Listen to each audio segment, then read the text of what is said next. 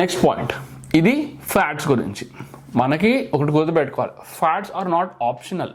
మనకి ఫ్యాట్స్ అనేవి optional, carbohydrates కొన్ని సిచ్యువేషన్స్లో ఆప్షనల్, కానీ ఫ్యాట్స్ ఆర్ నాన్ నెగోషియబుల్. ఎందుకనంటే మనకి ప్రోటీన్ దేనికి కావాలి, మజిల్స్కి కావాలి, కార్బ్స్ దేనికి కావాలి, ఎనర్జీకి కావాలి. కానీ body will thrive on fats. Okay, ముఖ్యంగా omega 3s and omega 6. Back in time omega 3s like omega 6 to omega 3 ratio వచ్చేసి 4:1 ఉండేది.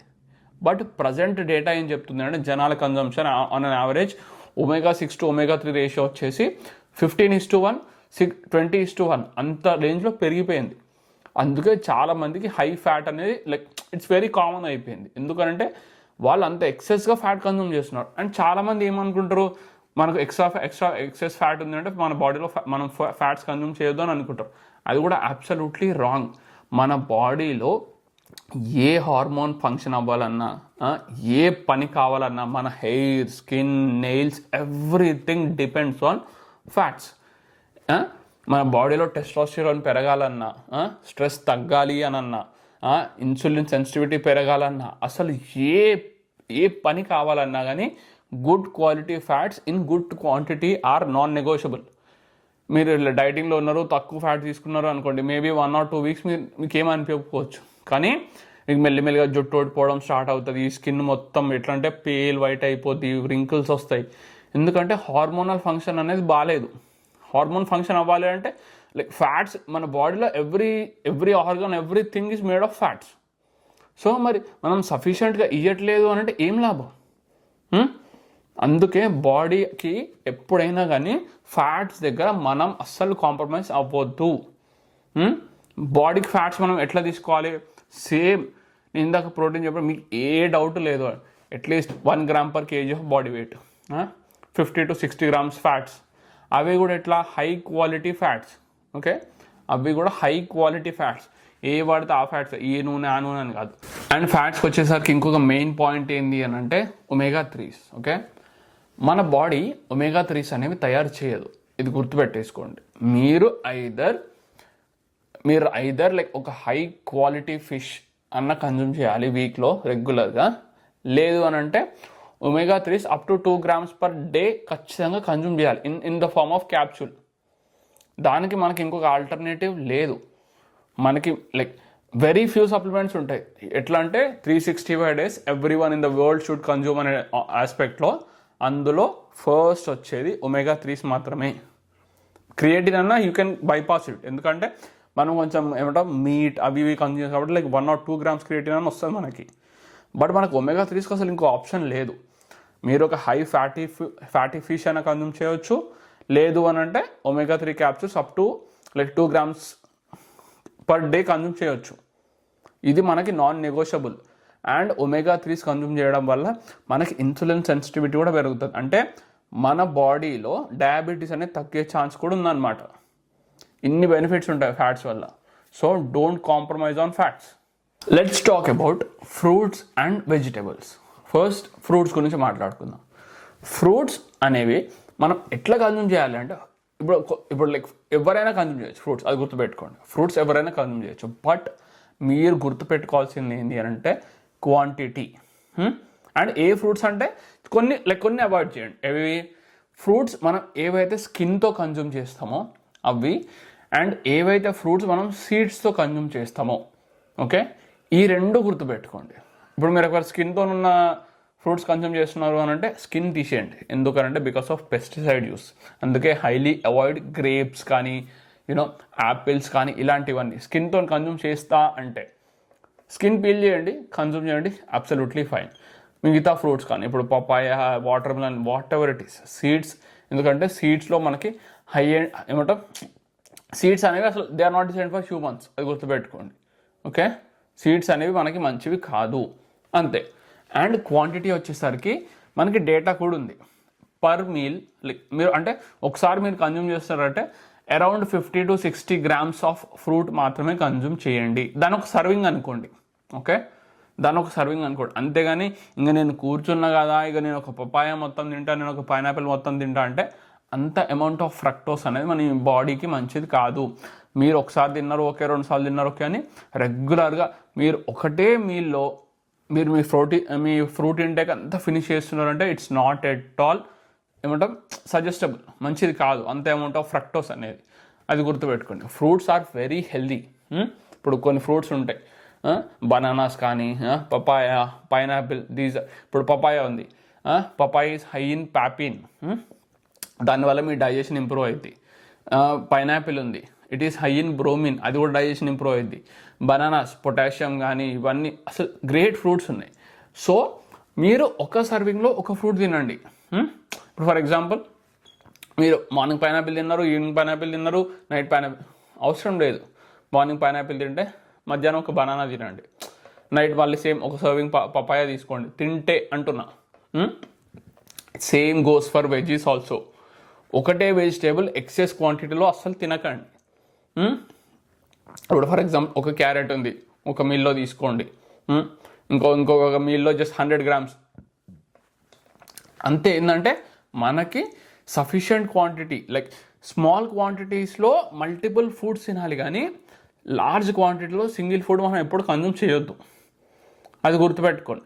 మనకి ఎప్పుడైనా కానీ ఎవ్రీ మైక్రోన్యూట్రియంట్ అనేది ఎక్సెస్ క్వాంటిటీలో తీసుకోవద్దు. ఎవ్రీ ఫుడ్ ఏ ఫుడ్ అయినా ఎక్సెస్ క్వాంటిటీలో తీసుకోవద్దు. అండ్ ఇది ఇంకోటి గుర్తుపెట్టుకోవాలంటే మీరు ఏ వెజిటేబుల్ అయినా కానీ, ఏ మీట్ సోర్స్ అయినా except fruits, everything has to be cooked. అది గుర్తుపెట్టుకోండి. రా మీరు ఏది కన్జ్యూమ్ చేయొద్దు. Everything should be at least boiled or steamed. అది మీ బేసిక్ క్రైటీరియా. ఎందుకనంటే బ్యాక్టీరియా కానీ ఫంగల్ ఇన్ఫెక్షన్ కానీ ఘోరంగా ఉన్నాయి. మీరు రా కన్జ్యూమ్ చేయడం వల్ల మీకు ఎటువంటి బెనిఫిట్స్ ఉండవు. ఇప్పుడు మీకు అర్థమైంది కదా మీ ప్రోటీన్ ఎట్లుండాలి, మీ కార్బ్స్ ఎట్లుండాలి, మీ ఫ్యాట్స్ ఎట్లుండాలి, అండ్ ఫ్రూట్స్ అండ్ వెజ్జీస్ ఎట్లుండాలి అని. ఇప్పుడు మీకు అర్థమైంది కదా అసలు ఒక మీల్ ఎట్లా డిజైన్ చేసుకోవాలి for fat loss and muscle gain అనేది. ఇప్పుడు నేను శాంపుల్ ఒక మీల్ చెప్తా. ఒక మీల్ ఎట్లుండాలి అని అంటే 100 grams of chicken breast, okay, 20 to 25 grams of protein వచ్చిందా, great, okay. 50 grams of rice అనుకుందాం, basic white rice cooked, carbs set. దాంట్లో around 10 or 15 ml of oil అనుకుందాం, ఆ చికెన్ బ్రెస్ట్ కుక్ చేసినాం, సెట్. ఫ్రూట్ వచ్చేసి like same 50 grams of pineapple అనుకుందాం, done, అయిపోయింది కదా. ఇప్పుడు మీరు మీ మీల్ ఎట్లా తినాలి అని అంటే ఇది కూడా గుర్తుపెట్టుకో. మీరు ఫ్యాట్ లాస్ ఉన్నారు, మజిల్ గెయిన్ చేయాలంటే ఇది కూడా one of the most important thing when you're beginning. ఇవన్నీ ఎట్లా అంటే చిన్న చిన్న ట్రిక్స్ ఎవడు చెప్పాడు మనకి. ఫస్ట్ ఏంటి అంటే always finish your protein first, okay. ఇప్పుడు నేను ఇందాక చెప్పినట్టు మీల్ పెట్టుకున్నారు కదా, always finish your meal first, protein first. ఎందుకు అని అంటే ఒకటి, అండ్ ఇంకోటి చూ ఇట్ స్లోలీ, మెల్లిగా తినండి ప్రోటీన్ని. ఎందుకనంటే మన బాడీ లైక్ మీరు ఆ ప్రోటీన్ మెల్లిగా తినే లోపు బాడీకి సగం ఆకలి చచ్చిపోద్ది. సో దట్ మీకు ఎక్కువ క్రేవింగ్స్ అనేవి అవ్వవు when you eat rice. Maybe మీరు ఆ రైస్ సగంలోనే వదిలేస్తారు, చెప్పలేం. అందుకు ఇది స్మాల్ లైక్ చాలాసార్లు నేను బిగినర్ ఉన్నప్పుడు నాకు వర్క్ అయింది, నా క్లయింట్స్కి చాలామందికి వర్క్ అయింది, ఓకే. నేను అదే చెప్తా, ఈట్ యువర్ ప్రోటీన్ ఫస్ట్, దాని తర్వాతనే కార్బ్స్కి రండి. కాకపోతే ఆ ప్రోటీన్ మీరు మెల్లిగా తినాలి, సో దట్ మీ స్టమక్ అనేది ఫుల్ అవుతుంది మీరు కార్బ్స్కి వచ్చేసరికి. ఈ ట్రిక్ చాలా బాగా పనిచేస్తుంది అనమాట. సో ఇట్లాంటి చిన్న చిన్న ట్రిక్స్ ఫాలో అవ్వాలి. అండ్ ఇంకొక మెయిన్ థింగ్ ఏంటి అని అంటే మీరు మీ ఫుడ్స్ని రెగ్యులర్గా స్విచ్ చేయకండి, ఓకే. ఇప్పుడు మీరు ఒక రైస్ తింటున్నారు, అదే రైస్ తినండి, అంతేగాని మీరు ఒకరోజు రైస్, ఒకరోజు బిర్యానీ, ఒకరోజు దోశ ఇట్లా తిన్నారు అనుకోండి, మీకు అర్థం కాదు ఎంత ఫుడ్ తింటారో ఏం చేస్తున్నారో అని. ఎందుకంటే నేను నా వీడియోస్లో చెప్పినట్టు ఆ ట్రాకర్లో మనం పెట్టుకుంటాం కదా, ఫుడ్ ట్రాకర్లో, ఓకే, క్రోనోమీటర్ ఆర్ చూపిస్తాను. లైక్ నా పాత వీడియోలో ఉంటుంది, ఒకసారి అందులో చూడండి, క్రోనోమీటర్ ఆర్ ఇట్లా ఇవి. అందులో లైక్ మీరు పెట్టలేరు. ఇప్పుడు దోశ ఉంది, దోశ మీరు ఎట్లా పెడతారు, ఒక్కోలా వేసుకుంటారు కదా. అదే రైస్ అనుకోండి, మీకు తెలుసు ఓకే ఇంత క్వాంటిటీ రైసే అని. సో మీకు ఒక మంచి క్లియర్ కట్ గ్రాఫ్ ఉంటుంది, ఓకే ఎవ్రీడే ఇంత తింటున్నాం, ఇంత లాస్ అవుతున్నాం, ఇంత గెయిన్ అవుతున్నాం అన్నట్టు. అదే మీరు రెగ్యులర్గా ఫుడ్స్ అనేవి షిఫ్ట్ చేస్తున్నారు అనుకోండి, మీకు ట్రాకింగ్ తెలియదు కాబట్టి మీరు మిస్ అవుతారు. ఇప్పుడు ఫైనల్ టాపిక్, మనం చీట్ మీల్స్ అనేవి ఎట్లా డిజైన్ చేసుకోవాలి, ఓకే. మీరు నా ఇన్స్టాలో ఫాలో అయితే మీకు ఈ పాటికి ఐడియా వచ్చి ఉంటుంది, my idea on cheat meals, okay. Cheat meals are absolutely unnecessary. Cheat meals are absolutely unnecessary. ఎందుకు అన్నెసెసరీ అంటే ఇప్పుడు మీరు ఒక ప్రోగ్రామ్ ఫాలో అవుతున్నారు, మీకు మంచి గ్రాఫ్ ఉంది, లైక్ ఫర్ 80 kgs ఉన్నారు అనుకుందాం, మీకు మంచి గ్రాఫ్ ఉంది. లైక్ రెగ్యులర్గా ఎవ్రీ 2-3 డేస్కి లైక్ ఒక 200 గ్రామ్స్ 250 గ్రామ్స్ అట్లా లాస్ అవుతూ వస్తున్నారు. మీరు దాన్ని ఎందుకు ఆపాలనుకుంటారు? దానికి ఎందుకు ఆపాలనుకుంటారు? మీరు మేబీ ఆ మీల్లో మీరు హ్యాపీ అవుతారేమో, బట్ మీరు ఎప్పుడైతే నెక్స్ట్ డే మార్నింగ్ ఆ వెయింగ్ స్కేల్ చూస్తారో మీకు చాలా చిరాకులు వేస్తుంది. అండ్ ఓవర్ ఆ 1 వీక్ 10 డేస్ మీరు ఎప్పుడైతే మీ గట్ని మంచిగా ప్రాపర్గా క్లీన్ చేసుకున్నారో హెల్దీ ఫుడ్స్ తోటి, అది మళ్ళీ పొల్యూట్ అవుతుంది. మీకు చీట్ మీల్స్ వల్ల ఒక్క మంచి బెనిఫిట్ ఉండదు. ఎవరైతే ఆన్లైన్లో చెప్తారో మొత్తం సోదే చెప్తారు. వాళ్ళకి స్టిక్ ఆన్ అవ్వడం రాదు చీట్ మీల్స్కి. సో వాళ్ళు దాన్ని ప్రమోట్ చేస్తుంటారు, ఏంగా చీట్ మీల్స్ అది అని. కానీ ఎవడైతే నిజంగా అరే నా గట్ హెల్దీ ఉండాలి, ఓకే, నా బ్రెయిన్ షార్ప్ ఉండాలి అని అనుకుంటాడో వాడు తినడు చీట్ మీల్స్. ఎవరికైతే స్టిక్ ఆన్ అవ్వడం రాదో ఆ కోచే ప్రమోట్ చేస్తాడు, cheat meals are okay, cheat meals సోదే అవన్నీ పట్టించుకోకండి. ఎవడైనా కానీ చీట్ మీల్స్ అన్నారు అని అంటే they are like mentally weak, or వాళ్ళకి సీరియస్నెస్ లేదు ఫిజిక్ మీద. నాకు ఒక మంచి లైక్ క్రేజీ బిల్డ్ ఉండాలి, నేను మంచి ఫిజిక్లో ఉండాలి అనుకోవడం వాళ్ళకి లేదు. దే ఆర్ ఓకే, అరే నేను లైక్ యావరేజ్ ఉన్నా పర్లేదురా, నేను నా గులాబ్ జామ్ నేను తింటా, నేను నా ఐస్ క్రీమ్ నేను తింటా అని అనుకుంటా. బట్ మీకు చీట్ మీల్స్ తింటూ కూడా హెల్దీ ఉండాలనడం absolutely like foolish idea. Okay, మీరు ఎందుకంటే మీరు హెల్త్ అనేది it's not just a point of ఎట్లా అంటే నేను ఏమంటాం ఒక చీట్ మీల్ తిన్నా, వారం తిన్నా, అది మీరు ఒక మైండ్ సెట్ బిల్డ్ చేసుకోవాలి. అరే నేను ఫుడ్ అనేది it's just for nutrition purpose, నాకు దాని క్రేవింగ్స్ ఇట్లాంటి థాట్స్ అసలు మీరు రానియొద్దు. It's just for nutrition purpose. నేను నా బాడీని నేను తయారు చేస్తున్నా అంతే. ఇప్పుడు సింపుల్ ఇంకోటి ఎట్లా అంటే క్రేవింగ్స్, మీకు ఇప్పుడు క్రేవింగ్స్ వస్తున్నాయి కాబట్టి మీరు సరెండర్ అవుతున్నారు. ఓకే, మీకు నెక్స్ట్ ఒక 2-3 months తర్వాత డాక్టర్ వచ్చి అరే బాబు నీ హార్ట్ హెల్త్ బాగాలేదు, పోతావు ఇట్లనే తింటే ఒక 2 వారాలలో 3 వారాలలో అంటే మీరు ఒక బఫేలో కూర్చోబెట్టినా తిన్నారు. ఎందుకనంటే మీకు ఒక రీజనింగ్ ఉంది, అరే నాకు సిచ్యువేషన్ ఉంది, నేను ఇంట్లో వచ్చినా డైవర్ట్ కాలేను అని. మీకు క్రేవింగ్స్ వస్తాయి కానీ మీరు ఆపుకుంటారు, ఎందుకంటే మీకు బ్యాక్ ఆఫ్ ద మైండ్ ఒకటి ఉంది చెప్పిండు ఒక డాక్టర్. సో ఆ సిచ్యువేషన్ పోయేంత వరకు ఆగుతారా మీరు? ఆ సిచ్యువేషన్ పోయేంత వరకు ఆగుతారా, ముందే డిసిషన్ తీసుకుంటారా? అది గుర్తుపెట్టుకోండి. జస్ట్ సింపుల్ అంతే, ఇంతకన్నా నేను ఎక్కువ ఏం చెప్పలేను చీట్ మీల్స్ గురించి. ఓకే, దట్ హోప్ మీకు అర్థమైంది అనుకుంటా. మీకు like without any muscle loss, fat loss ఎట్లా అవ్వాలి విత్ దీస్ ఫుడ్స్ అనేవి.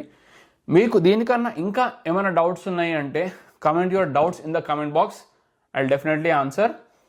ఐ హోప్ మీ వీడియోలో సంథింగ్ నేర్చుకున్నారు అండ్ మీరు దాన్ని ఫాలో అవుతారు అని.